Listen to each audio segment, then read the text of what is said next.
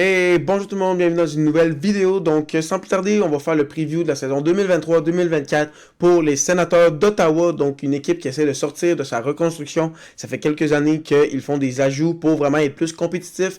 Donc, on s'attend à ce que cette année, ils soient vraiment beaucoup plus compétitifs que les autres années. Donc, vraiment, je pense que cette année, c'est la bonne année. Ils ont fait les bons ajouts avec des Chikrin, des Korpisalo dans les dernières années.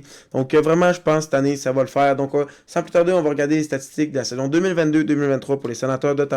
Donc, pour les buts, on a Tim Stützle qui a mené l'équipe avec 39 buts. C'est ça, Brady Tkachuk avec 35 et Giroux avec 35. Donc, vraiment beaucoup de joueurs avec beaucoup de buts. Comme on peut voir avec les statistiques, Stützle 90 points, Tkachuk 83 et Giroux 79. Donc, pour une équipe qui ne fait pas les séries, avoir autant de points, ça va très très bien. Si on regarde les gardiens de but, ça a été plus difficile la saison passée. On a Cam Talbot qui était supposé être le gardien numéro 1 qui sont allés chercher l'an passé. 898 de pourcentage d'arrêt, moins 0.1. Donc, il n'a vraiment pas fait le travail d'un gardien numéro 1. Mais Anton Forsberg a quand même été pas mauvais dans les matchs qu'il a joué. 902 de pourcentage d'arrêt, 8.1. Goal save above expected. Et Matt Sogaard, 889, moins 4.8. Ça a été compliqué, mais c'est encore un très jeune gardien qu'on va voir qu'est-ce que ça va donner dans le futur. Mais ça reste qu'il y a un problème pour ça qu'ils sont allés chercher Jonas Korpisalo. Donc, si on regarde les statistiques de l'équipe, ils ont fini avec 86 points, 39 victoires, 6e de la division Atlantique, 21e au classement général. Donc, il n'était pas si loin, mais en même temps, il n'était pas à 2 points de faire les séries. Mais on voit qu'ils ne sont pas tant loin. C'est pas comme une équipe comme les Flyers, les Canadiens ou les Ducks qui sont vraiment, vraiment loin de faire les séries. Donc, il faudrait juste une dizaine de points de plus pour les rentrer en série. Donc, je pense que c'est vraiment faisable, surtout quand tu regardes principalement les statistiques. En avantage numérique, ils sont 8e à 23.5. Et en désavantage numérique, ils sont 14e avec 80.1. Donc, c'est vraiment deux statistiques très très bonnes pour cette équipe-là. Surtout que 14e à 81.1, 2% de plus, 1 ou 2% de plus, puis ils sont comme top 5 de la ligue. Donc, vraiment, ils sont pas très loin. Donc, vraiment, je pense que ça va être une grosse facette pour cette équipe-là. C'est ça quand on regarde pour les buts pour, ils sont 18e à 259 et 20e pour les buts contre à 270. Quand tu as des joueurs comme Stützle, Brady Tkachuk et Giroux qui marquent autant de buts, et tu es quand même seulement 18e, ça montre qu'il y a peut-être un manque de profondeur, mais en même temps, cette année, on est allé chercher justement cette profondeur-là. Et aussi, il y a des joueurs comme Josh Norris qui va revenir d'une blessure. Il n'a pas joué la saison passée, à part 8 matchs. Donc, rajouter un joueur comme lui qui, la saison d'avant, avait comme 55 points en 60 matchs. Donc, vraiment, quasiment un joueur d'un point par match. Un joueur qui est capable de faire 30-40 buts. Ça va grandement aider les buts pour. Donc, j'ai vraiment hâte de voir.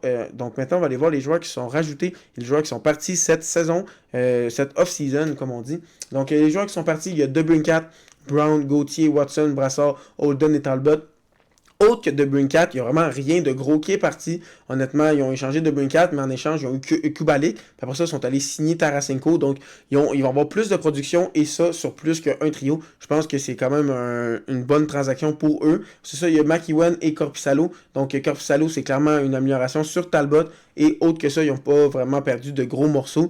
Donc, j'ai vraiment hâte de voir ce que ça va donner. Donc, sans plus tarder, on va aller regarder l'alignement partant de cette équipe-là pour la saison prochaine. Donc, moi, je vois un premier trio de Brady Tkachuk, Tim Stützle et Claude Giroux. Pourquoi briser une formule qui fonctionne, comme vous pouvez voir, pour les points? Ça a vraiment très bien fonctionné la saison passée. Donc, moi, je garderais la même recette. Ensuite de ça, comme deuxième trio, j'ai Drake Batherson, Josh Norris et Vladimir Tarasenko. Donc, l'ajout de Tarasenko sur ce top 6 va amener un autre punch, surtout avec un Norris qui, s'il est en santé, ça pourrait être très très bon pour Ottawa. Je pense que ce top 6-là devient vraiment intéressant, devient vraiment le fun à regarder, vraiment de bons punch offensifs. Il y a des jeunes, il y a des vétérans, un peu de tout. Surtout, moi, j'ai vraiment hâte de voir si Josh Norris peut faire 40 buts et si Stützle est capable de monter quasiment à 100 points. Ça pourrait vraiment être une très très bonne saison pour les Sénateurs d'Ottawa. C'est ça, si on regarde le troisième trio avec un Kubalik, Shane Pinto et Ridley Gregg, ça pourrait être un très bon troisième trio. Tu pourrais aussi à la place mettre Mathieu Joseph à la place de Gregg, tout dépendant qui joue le mieux, mais ça vous donne vraiment un bon punch offensif à cette troisième ligne. Mais il faudrait dire que Shane Pinto n'a toujours pas signé de contrat, mais c'est un joueur, un RFA, si vous savez ce que ça veut dire, c'est un joueur, c'est un agent libre, mais restriction. Que personne, si une autre équipe veut le signer, Ottawa peut re-signer, accepter de faire la même offre et le joueur va rester avec eux. Donc, ils ne vont pas le perdre pour rien. Ensuite de ça, si on regarde le quatrième trio, c'est Kelly, Kastelik et Mathieu Joseph. Donc, ça amène beaucoup de profondeur dans cette équipe-là. L'ajout de Tarasenko, de Kubalik et le retour de Josh Norris. Donc, ça amène vraiment de la profondeur, beaucoup de punch offensif. Je pense que ça va être une équipe qui a le 18e pour les buts pour, comme vous pouvez voir, à 259 buts. Je pense vraiment que ça va augmenter de beaucoup. Je pense vraiment qu'ils vont être probablement dans le top 10 si c'est pas proche du top 5. Parce que le top 6, je le trouve vraiment très très bon. Ensuite de ça, si on regarde la défensive, qu'il y a quelques années, il y a comme 2-3 ans, on se disait, oh, la défensive, ça va être c'était une des pires de la nationale, elle était pas bonne, c'était une des faiblesses d'Ottawa. Là, avec l'ajout maintenant de Jake Sanderson, le jeune défenseur qui est arrivé la saison passée en tant que recrue, qui a vraiment très bien fait, il a tellement bien fait qu'ils l'ont déjà signé pour 8 ans à 8 millions. Donc vraiment, ça ajoute vraiment une grosse solidification à cette défensive-là. Mais en plus de ça, la saison passée, ils sont allés chercher Jacob Chychrun. Et moi, honnêtement, je suis vraiment un grand partisan de Jacob Chychrun. Je pense vraiment que c'est une très bonne ajout qu'ils ont fait. Je trouve que Chychrun, c'est un défenseur un peu complet, parfait. Il a un bon gabarit, il a un bon tir, il a une bonne première passe, il a quand même un bon coup de patin, puis il coûte pas très cher. Donc vraiment, il y a un peu de tout. Moi, je pense qu'une saison complète avec Ottawa va vraiment être très très bon pour Jacob Chychrun. Je pense que les chances qu'ils ont fait, ils ont seulement donné un choix de premier tour, puis 2 choix de deuxième tour, si je ne me trompe pas.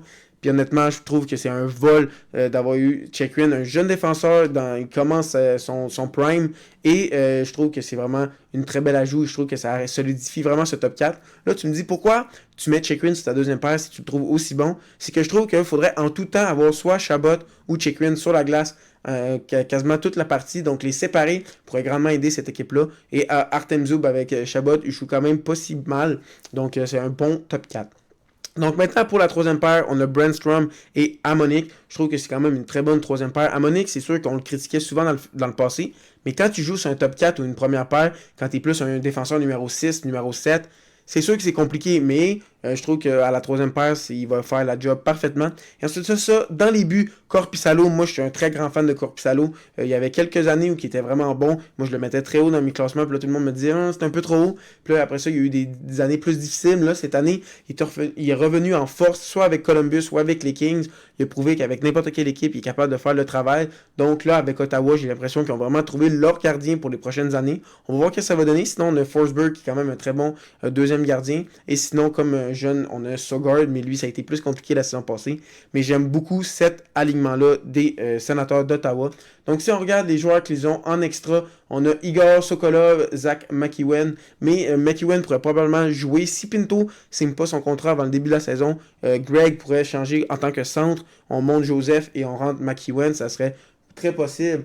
Ensuite de ça, en la défensive, on a Bernard Docker, qui est quand même un très bon jeune défenseur que j'aime beaucoup, qui pourrait prendre la place de Hamonic s'il ne fait pas le travail. Ensuite de ça, on a Sogard dans les buts, comme j'en ai parlé un peu plus tôt. Puis si on continue avec les prospects, honnêtement, ils ont plus tant de prospects parce que tous les jeunes joueurs qu'il y avait comme Sanderson, Tkachuk, Stützle, Norris, Pinto sont tous dans l'équipe en ce moment. C'est des jeunes joueurs qui font un impact sur l'équipe. Donc il reste Tyler Boucher qui avait repêché 10e il y a quelques années et Lassie Thompson qui est à la défensive. Donc c'est quand même deux pas pires prospects, mais sans plus les vraiment gros prospects qui sont maintenant rendus dans l'équipe.